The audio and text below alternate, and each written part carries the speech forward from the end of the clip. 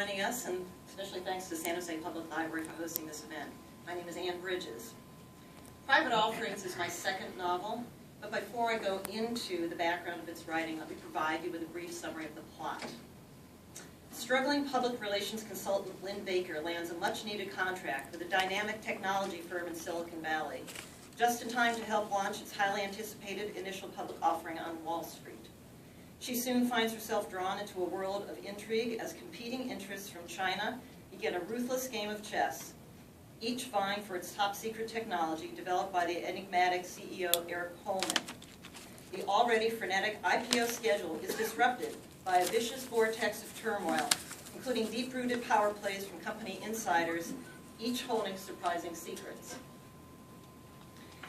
When Silicon Valley boomed 24/7 days, I was running my own consultancy. I frankly couldn't keep up with the demands of the current business environment. All I could dream about was having the freedom not to work. Weren't those millionaires lucky to be able to retire early? What wouldn't I give to have that time? So I retired early from the business world. Well, there's a reason retirement waits until we're older. No slight intended to these slightly older people in the audience. After a few years of sleeping late, repainting my house, starting an herb garden, hiking into good physical shape, my brain turned to mush. I needed an intellectual pursuit again, but one that wouldn't thrust me back into long commutes and a demanding boss.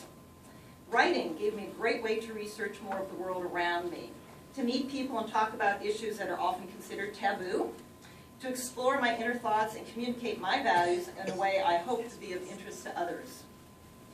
When I searched for what stories were buried within me, what unique insight I had into the world, it suddenly flashed on me.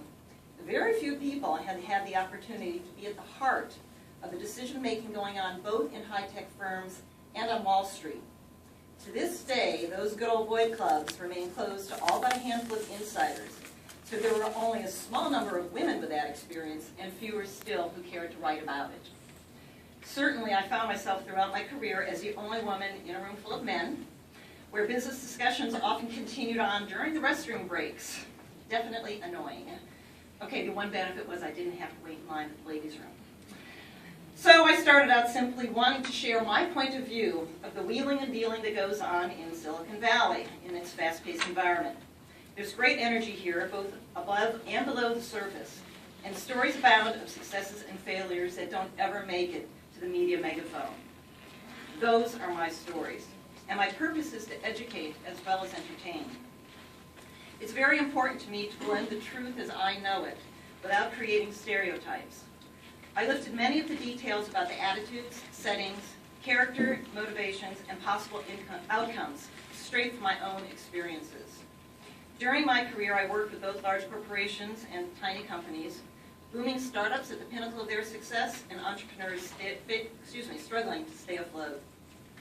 I also had the unique experience to join a company as the start of the IPO process and lived through what is fondly called the road show, which at that time meant flying to city for days on end, selling the company's promise to Wall Street analysts at countless meetings, who in turn sold their firms on buying and holding the company's stock.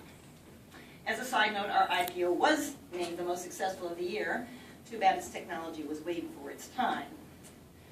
I confess I used the personal foibles of people I knew to shape many of the distinctive characters in Private Offerings. My most enjoyable one is that of the main character, Lynn Baker, who has a deep-seated fear of urban traffic. I won't disclose the reason why, but I will admit my mother's own suffering and sometimes quirky and illogical reactions served as a basis for that subplot.